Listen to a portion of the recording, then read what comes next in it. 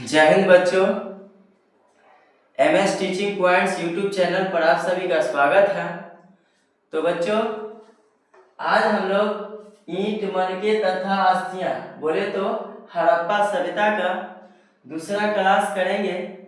तो बच्चों, ज़्यादा समय ना लेते हुए चलिए इस क्लास की शुरुआत करते हैं। तो बच्चों, हम लोग ये सब पढ़ चुके थे कि इतिहास का पिता हेरोडोटस को कहा जाता है। हड़प्पा सभ्यता 3 देशों में फैला हुआ था, पाकिस्तान, इंडिया और अफगानिस्तान। इसको याद करने का तरीका है PIA, पिया। P से पाकिस्तान, P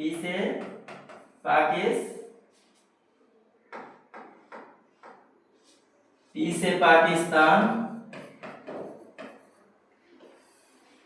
I से इंडिया और A से अफगानिस्तान।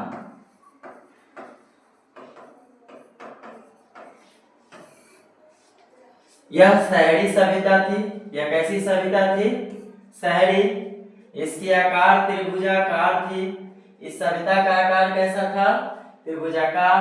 इस सभ्यता का क्षेत्रफल 12,99,600 वर्ग किलोमीटर था। इसकी लिपि भाव चित्रात्मक थी। इस सभ्यता का उदय भारत के पश्चिमोत्तर भाग में हुआ था। किस भाग में? पश्चिमोत्तर भाग में। हड़प्पा सभ्यता की जानकारी का मुख्य स्रोत क्या है? पुरातात्विक खुदाई। हमें पुरातात्विक खुदाई से ही इस सभ्यता की जानकारी मिलती है। इसके बाद हम लोग पढ़े थे हड़प्पा सभ्यता की जब खोज हुई थी, इसमें बहुत सारे नगर, नए नए नगरों की खोज हुई। तो उसमें से पहला नगर है हड़प्पा सभ्यता। हड़प्पा की खोज 1921 ईस्वी में हुई। दयाराम सैनी ने किया था।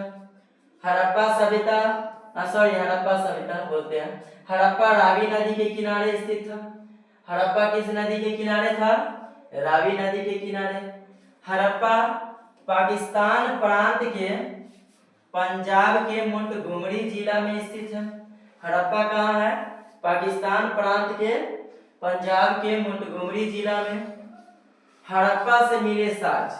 जब हड़प्पा की खुदाई हुई तो बच्चों देखते हैं कि इसमें से कौन कौन से साक्ष्य प्राप्त हुए। तो बच्चों, इसमें से शंख का बैल प्राप्त हुआ। क्या प्राप्त हुआ? शंख का बैल। RH 37 कब्रिस्तान, अन्नागार, पत्थर के शिश्न व योनि, लकड़ी का हल, तांबे की मुहरे, जौ और गेहूं की भूसी, मटर व तिल की खेती के प्रमाण,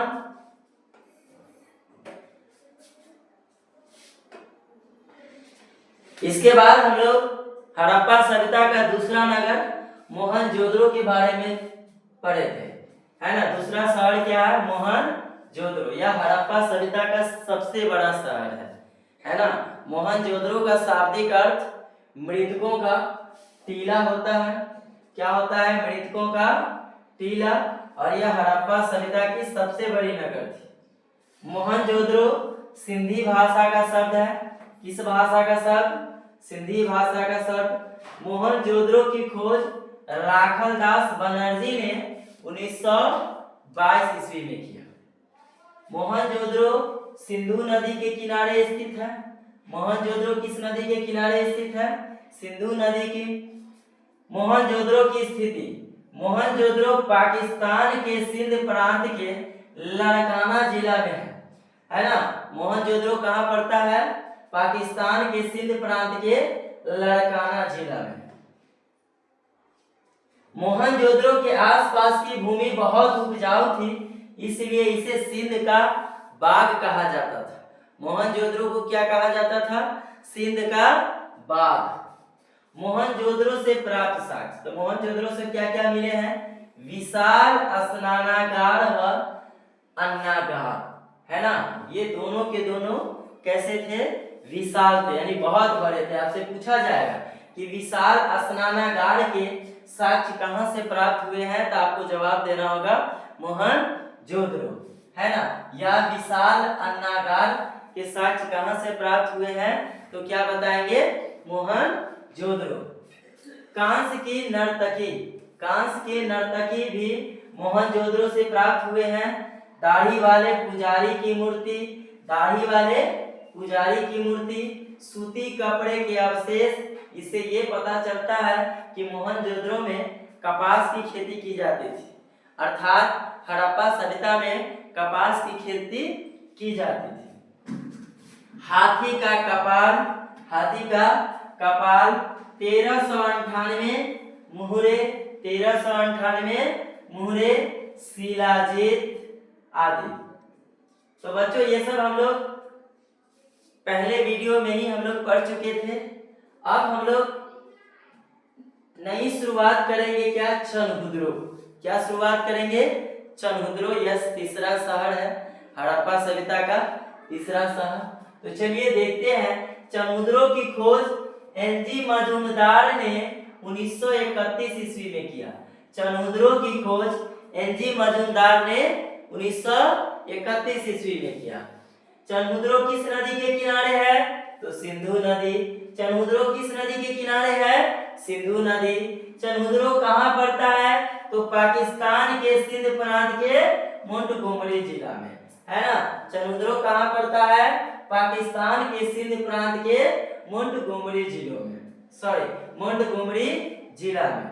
चनहुद्रो से प्राप्त साक्ष्य, कहने का मतलब यह है कि जब चनहुद्रो की खुदाई की गई तो उनसे हमें कौन कौन से अवशेष प्राप्त हुए, कौन कौन से साक्ष्य प्राप्त हुए। तो देखते हैं। मटके बनाने का कारखाना, तराजू एवं बैलगाड़ी, लिपस्टिक, क्या मिला, लिपस्टिक, पीतल के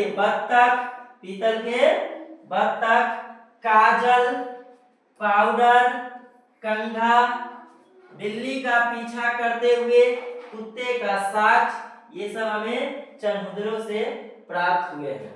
तो बच्चों इससे पिछला जो शहर के बारे में पढ़े थे हम लोग,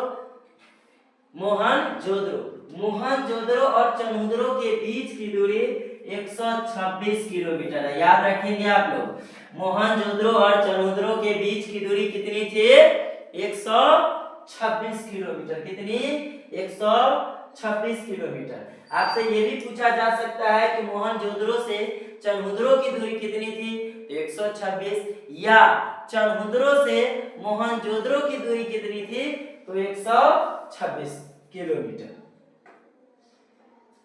नेक्स्ट शहर के बारे में जानेंगे, कालीबंगा। क्या जानेंगे, कालीबंगा, है ना। कालीबंगा का शाब्दिक अर्थ होता है काली चूड़ियां, है ना। काली का मतलब काली, और बंगा को अगर इंग्लिश में बोले तो बैंगल मीन्स क्या होता है, चूड़ी। क्या होता है, चूड़ी। अर्थात कालीबंगा का शाब्दिक अर्थ क्या होता है, काली चूड़ियां। तो बच्चों कालीबंगा की खोज 1953 ईस्वी में ब्रजवासी लाल और बीके थापर ने किया। यह किस नदी के किनारे था, तो घग्गर नदी का। किस नदी के किनारे था, घग्गर नदी के किनारे स्थित था, है ना। इसकी स्थिति देखते हैं कि यह कहाँ था, तो यह राजस्थान के हनुमानगढ़ जिला में, है ना।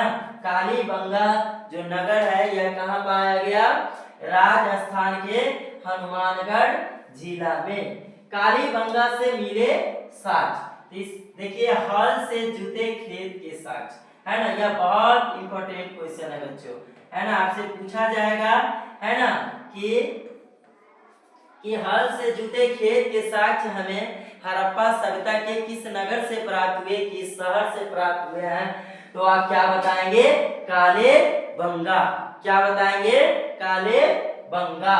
अग्निकुंड, जिसको हम लोग हवन कुंड भी बोलते हैं, हवन कुंड,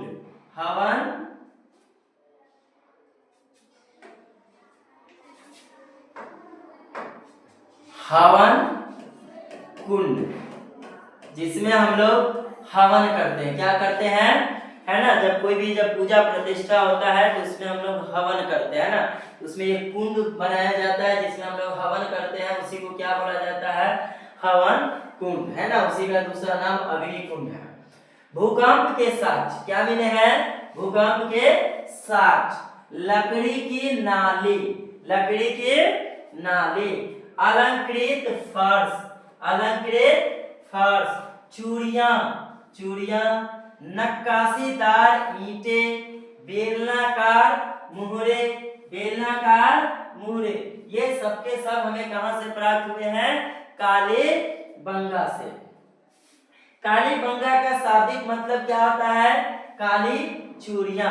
काली बंगा का शाब्दिक अर्थ क्या होता है, काली चूड़ियां। तो बच्चों अब हम नेक्स्ट नगर लोथल के बारे में जानेंगे। लोथल, है ना, लोथल, है ना। लोथल की खोज 1955 एवं 1960 ईस्वी में, कहने का मतलब इसकी खुदाई 2 बार हुआ, है ना। 1955 में भी हुई और 1960 ईस्वी में भी हुई। किसने की, है ना, रंगनाथ राव ने, है ना, रंगनाथ राव ने किया। किसने की इसकी खुदाई, रंगनाथ राव ने, है ना। आपसे पूछा जाएगा कि लोथल की खोज किसने की, है ना, तो रंगनाथ राव ने। कब की, 1955 एवं 1960 ईस्वी, है ना। लोथल किस नदी के किनारे स्थित है, तो भोगवा नदी। लोथल किस नदी के किनारे है, भोगवा नदी, है ना। लोथल कहाँ पड़ता है, तो गुजरात के अहमदाबाद जिला में। लोथल कहाँ पड़ता है, लोथल कहाँ है, तो गुजरात के अहमदाबाद जिले में। तो बच्चे लोथल से कौन कौन से साक्ष्य प्राप्त हुए, तो देखते हैं। गोदीबाड़ा, गोदीबाड़ा क्या प्राप्त हुआ, गोदीबाड़ा। फारस के मुहरे, फारस के मुहरे। मनके बनाने का कारखाना, मनके बनाने का कारखाना। चावल व बाजरे की खेती के प्रमाण, चावल व बाजरे के खेती के प्रमाण। हाथी का दांत, 3 युगल सावधान, है ना। कहने का मतलब जहां एक साथ 3 लोगों को दफनाया गया था। आटा पीसने वाली चक्की, है ना। तो बच्चों अगर आपसे पूछा जाए कि गोदीबाड़ा के साक्ष्य कहां से प्राप्त हुए हैं, तो आप क्या जवाब देंगे, लोथल से। चावल व बाजरे की खेती के प्रमाण कहां से प्राप्त हुए हैं, तो लोथल से, है ना। मनके बनाने का कारखाना कहां से प्राप्त हुआ है, तो लोथल से। तो बच्चों नेक्स्ट नगर बनावली के बारे में जानेंगे। तो बनावली की खोज 1973 ईस्वी में रविंद्र सिंह बिष्ट ने किया था। रविंद्र सिंह बिष्ट ने बनावली की खोज की। इनका शॉर्टकट नाम आर.एस. बिष्ट भी कहा जाता है। क्या कहा जाता है, आर.एस. बिष्ट। यह किस नदी के किनारे है, तो सरस्वती नदी के। किस नदी के किनारे, सरस्वती नदी का, है ना। यह कहाँ पड़ता है, तो हरियाणा के हिसार जिला में पड़ता है। बनावली कहाँ पड़ता है, हरियाणा के हिसार जिला में। बनावली से मिले साक्ष्य, तो बनावली से क्या क्या मिले हैं, मिट्टी का हाल, बहुत इंपॉर्टेंट है, अर्थात खिलौना, है ना। ये जो मिट्टी का हाल था वह किस रूप में था, खिलौना के रूप में, है ना। जौ के साक्ष्य, ये दोनों इंपॉर्टेंट है बच्चों, तो आप लोग याद रखेंगे। मिट्टी का हल, है ना, जौ के साक्ष्य। नेक्स्ट नगर हम लोग राखी गढ़ी, राखे गढ़ी, राखी गढ़ी हरियाणा के हिसार जिले में घग्गर नदी के किनारे स्थित है। राखी गढ़ी कहाँ है, हरियाणा के हिसार जिले में घग्गर नदी के किनारे स्थित है ना। इस नगर के बारे में हम लोग इतना ही जानेंगे। रोपड़ पंजाब के रोपड़ जिले में सतलज नदी के किनारे स्थित है। आपसे पूछा जाएगा कि रोपड़ किस नदी के किनारे स्थित है, तो आप लोग क्या जवाब देंगे, सतलज नदी के किनारे। किस नदी के, सतलज नदी के किनारे। रंगपुर, रंगपुर ये जो नगर था ये गुजरात के काठियावाड़ जिले में, है ना। भादर मादर नदी, नदी का नाम क्या है, भादर कहिए या मादर कहिए, भादर या मादर, भादर मादर नदी के किनारे स्थित है। रंगपुर गुजरात के किस नदी के किनारे स्थित है, तो भादर मादर नदी के किनारे। आलमगीरपुर उत्तर प्रदेश में पड़ता है बच्चों, है ना। मेरठ जिले के हिंडन नदी के किनारे, मेरठ जिले के हिंडन नदी के किनारे, है ना। आलमगीरपुर उत्तर प्रदेश के मेरठ जिले में हिंडन नदी के किनारे पड़ता है। बात करें सुतगा गेंडोल की, या पाकिस्तान के बलूचिस्तान प्रांत के मकरान जिले में दाश्त नदी के किनारे स्थित है। सुतगा गेंडोल किस नदी के किनारे स्थित है? तो दाश्त नदी के किनारे। किस नदी के किनारे स्थित है? तो दाश्त नदी के। नेक्स्ट नगर जानेंगे मांडा। मांडा जम्मू के चिनाब नदी पे स्थित है। मांडा कहाँ स्थित है? जम्मू के चिनाब नदी पे। नेक्स्ट नगर के बारे में जानेंगे हम लोग धौलावीरा। धौलावीरा, तो धौलावीरा गुजरात के कच्छ जिले में लूनी नदी के किनारे स्थित है। धौलावीरा कहाँ स्थित है?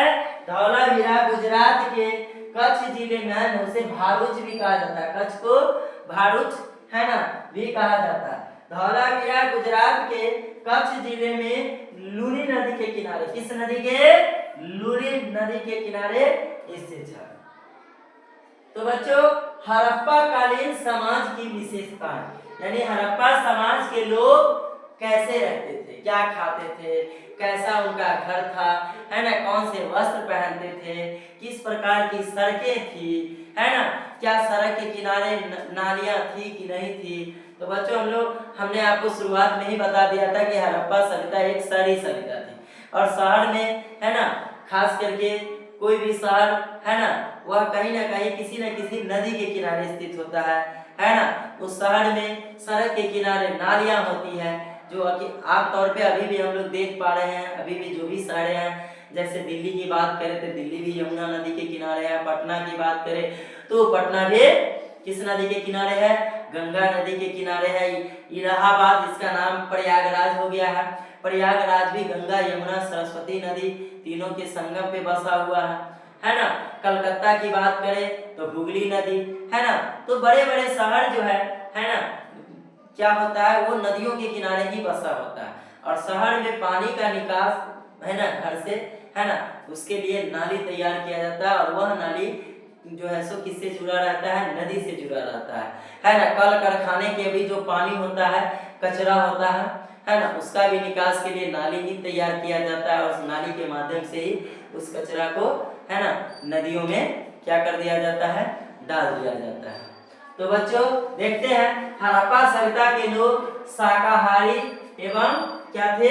मांसाहारी थे। कुछ लोग शाकाहारी थे तो कुछ लोग मांसाहारी भी थे। इस सभ्यता के लोग तलवार से परिचित नहीं थे, तलवार से परिचित नहीं थे, है ना।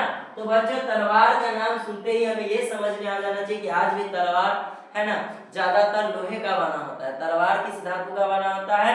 लोहे का। कहने का मतलब इस सभ्यता के लोग लोहे से परिचित नहीं थे, लोहे से परिचित नहीं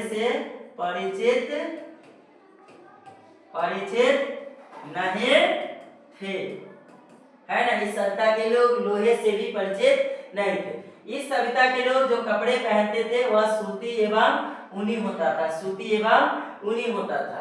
इस सभ्यता का समाज मातृसत्तात्मक था, मातृसत्तात्मक, है ना, जहाँ मतलब जिस परिवार का गार्जियन कौन हो?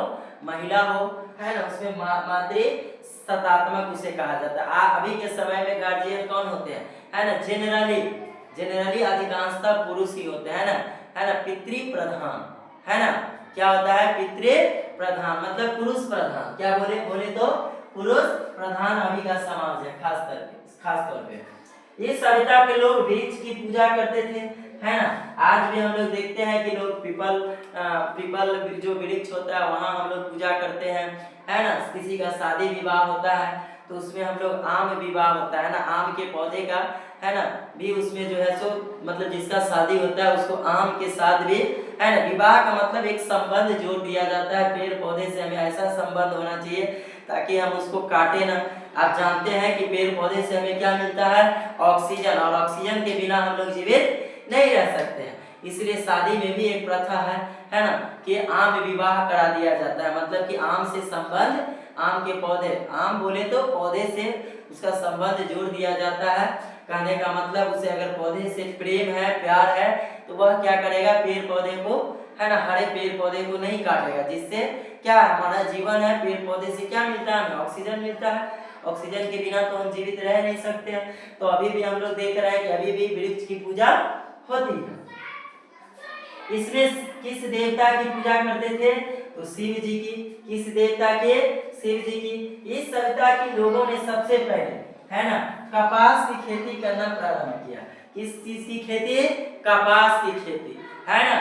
तो बच्चों आज के लिए इतना ही। इससे आगे हम लोग नेक्स्ट वीडियो में पढ़ेंगे। जय हिंद, जय भारत।